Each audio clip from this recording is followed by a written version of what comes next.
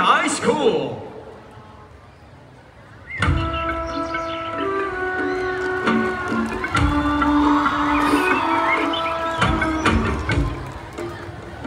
Sa una, panahon sa mga Espanyol, adunay usa ka gamay nga sitio.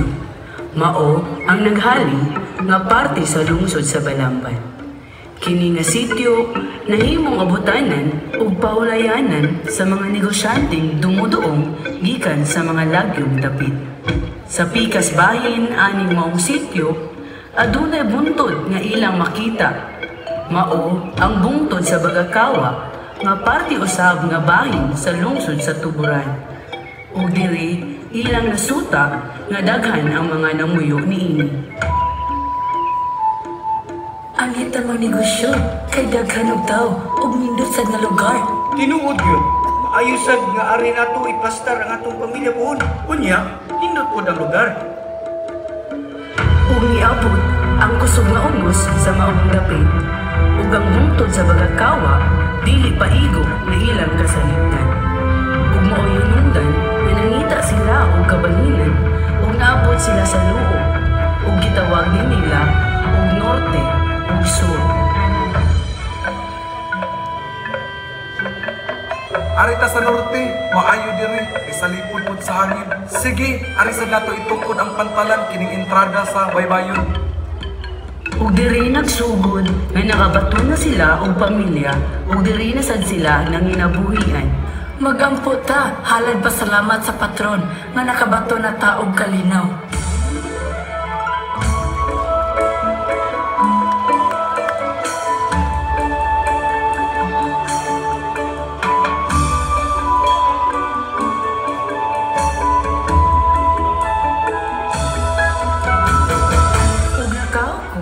Ang nangulo sa maong komunidad nang naghalin himuon ng lungsod ug agig pagyukbo ni King Philip II ug asa gikuha ang ngalan nga Pilipinas.